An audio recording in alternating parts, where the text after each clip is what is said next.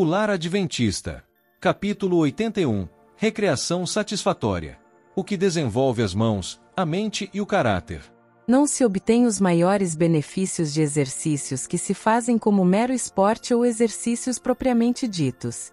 Há algum benefício derivado da permanência ao ar livre e também do exercício dos músculos, mas seja a mesma quantidade de energia empregada no cumprimento de obrigações de auxílio e o benefício será maior, sendo alcançado um sentimento de satisfação, pois tais exercícios levam consigo o senso da prestatividade e a aprovação da consciência pelo dever cumprido.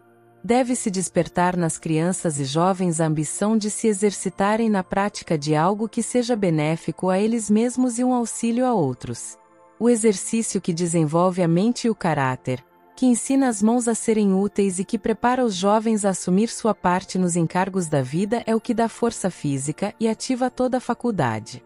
E há uma recompensa na atividade virtuosa, no cultivo do hábito de viver para fazer o bem. Nenhuma recreação apenas proveitosa a si mesmo se revelará uma bênção tão grande às crianças e jovens, como a que os faz úteis aos outros. Entusiastas e impressionáveis por natureza são prontos a corresponder à sugestão. Exemplo de Jesus como jovem. A vida de Jesus foi cheia de atividade, e ele se exercitou na prática de variadas tarefas, em harmonia com sua força física e desenvolvimento. Realizando a obra que lhe estava indicada, não tinha ele tempo para participar de divertimentos estimulantes e inúteis. Não tomava parte naquilo que pudesse envenenar a moral e rebaixar o tono físico, mas foi educado no trabalho útil e até para resistir a durezas. Em sua vida terrena, Cristo foi um exemplo a toda a família humana, havendo sido obediente e prestativo no lar.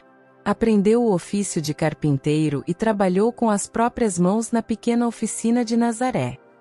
A Bíblia diz de Jesus: "E o menino crescia e se fortalecia em espírito, cheio de sabedoria, e a graça de Deus estava sobre ele." Lucas 2, verso 40.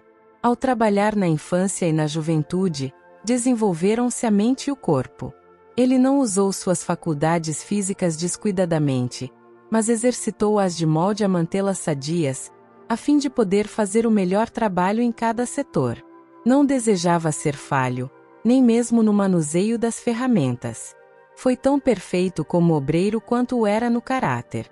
Por preceito e exemplo, Cristo dignificou o trabalho útil. Refrigério mediante variação no trabalho. Os rapazes devem lembrar-se de que são responsáveis por todos os privilégios que têm fruído, pelo aproveitamento do tempo, e pelo devido emprego de suas aptidões. Talvez indaguem: não teremos nenhum divertimento ou recreio? Havemos de trabalhar, trabalhar, trabalhar sem variação. Uma mudança no trabalho físico que severamente esteja sobrecarregando as forças pode ser muito necessária por algum tempo, a fim de que possa de novo empenhar-se no trabalho, aplicando o vigor com maior sucesso. Mas repouso total pode não ser necessário, nem mesmo ser seguido dos melhores resultados no que respeita à força física. Eles não necessitam, mesmo quando esgotados com uma determinada espécie de trabalho, desperdiçar seus preciosos momentos. Devem procurar fazer então alguma coisa não tão exaustiva, mas que seja uma bênção à sua mãe e irmãs, aliviando-lhes os cuidados por tomar sobre si os mais duros encargos que elas têm de levar. Podem eles encontrar aquele divertimento que brota do princípio e que lhes proporcionará a verdadeira felicidade. E seu tempo não será despendido em futilidades ou em condescendência egoísta. Seu tempo pode ser sempre empregado com proveito. Eles podem ser retemperados com a variação, e não obstante estar remindo o tempo, de maneira que cada momento produza bom resultado a alguém. Muitos afirmam que é necessário para a preservação da saúde física dedicar-se a entretenimento egoísta.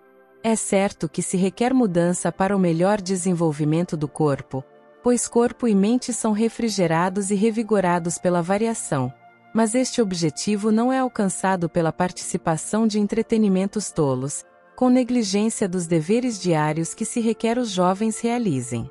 Um programa abençoado para os estudantes. Devemos educar a juventude para que exercite tanto as faculdades físicas como as mentais. O exercício saudável de todo o ser proverá uma educação a um tempo ampla e compreensiva. Tivemos um difícil trabalho na Austrália em educar os pais e a juventude segundo estas diretrizes, mas perseveramos em nossos esforços até que fosse aprendida a lição de que para conseguir uma educação que seja completa, o tempo de estudo deve ser dividido entre a aquisição de conhecimentos através dos livros e o assegurar um conhecimento de trabalho prático.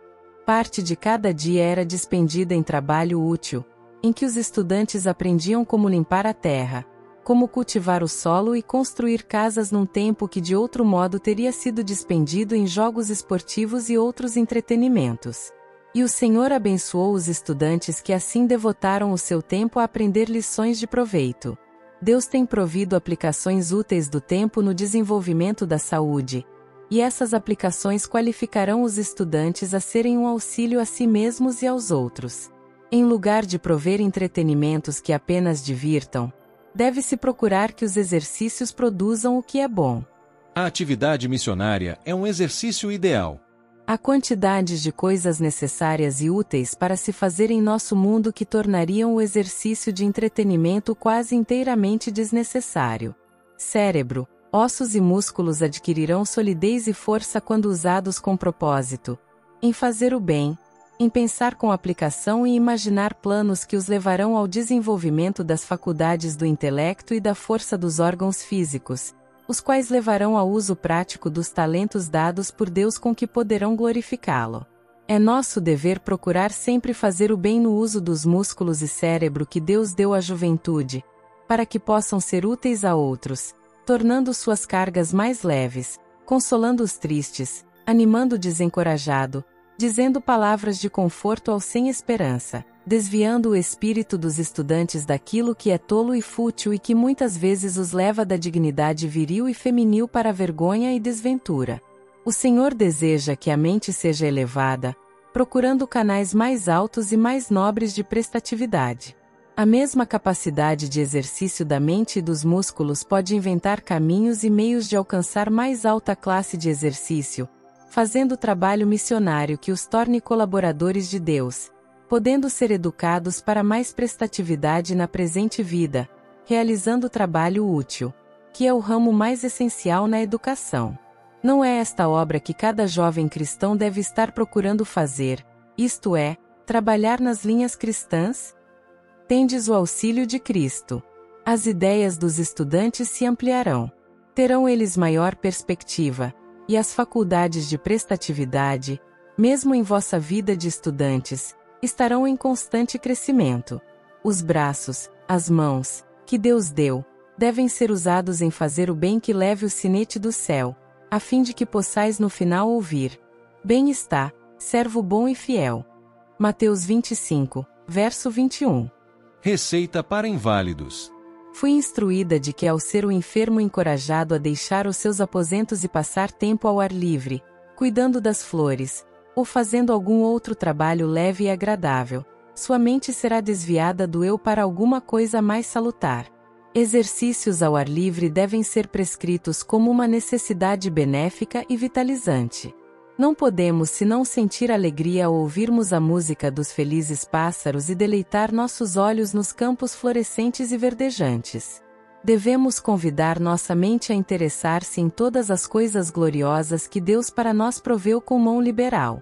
E ao refletirmos sobre esses ricos sinais de seu amor e cuidado, podemos esquecer doenças, sentir alegria e produzir melodias em nosso coração para o Senhor.